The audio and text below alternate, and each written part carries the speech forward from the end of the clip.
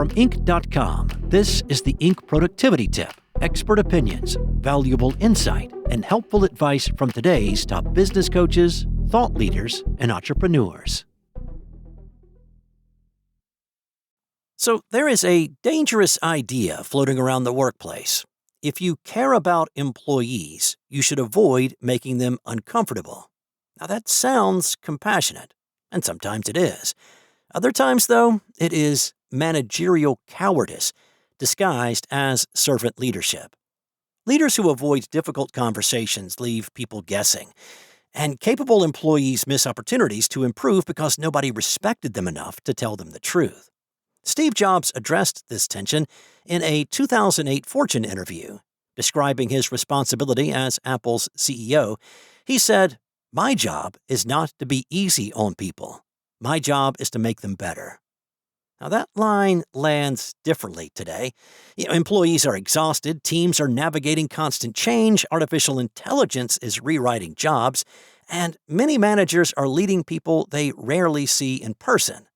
Yet the essential leadership decision remains the same. Will you prioritize comfort over hard conversations? Or will you help push people to grow and become better? Now, Jobs' full explanation deserves more attention than the famous quote. He described his job as bringing different parts of Apple together, clearing obstacles, securing resources for critical projects, and pushing talented people to improve. That changes the equation considerably. A leader cannot demand exceptional work while withholding the information, authority, time, or tools required to produce it. Before questioning an employee's performance, a leader should ask 5 questions. Have I made the expected result clear? Have I explained why it matters? Does this person have the authority and resources to deliver? Did I provide useful feedback before the problem became serious? And what obstacle have I failed to remove? Telling someone to step it up doesn't make them better. When having crucial conversations with employees, useful feedback is required, but it must be timely and specific. It describes the behavior, explains its effect, and establishes what better performance looks like. The conversation should leave the employee with a path forward rather than a bruised identity. Now, this matters even more when work is changing quickly.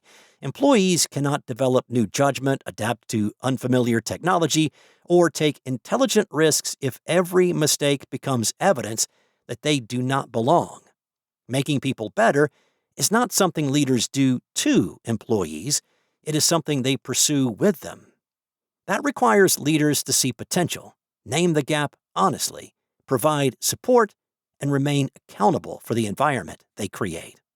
It also means recognizing when someone cannot or will not meet that standard.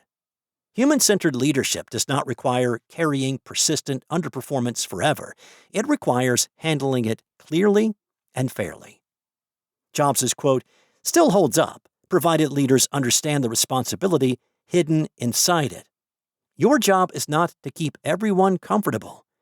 Your job is to create the conditions in which capable people can do meaningful work, hear the truth, and become more than they were when they arrived.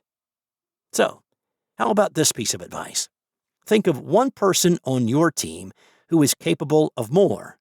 Have the conversation you have been postponing, but enter it with this question. What support or obstacle removal do you need from me to reach the standard we both know you can meet? That's all for today. This expert opinion was written by Marcel Schwantes. For more expert opinions from today's top business coaches and thought leaders, go to Inc.com/lead. Be sure to come back tomorrow for another tip from Inc.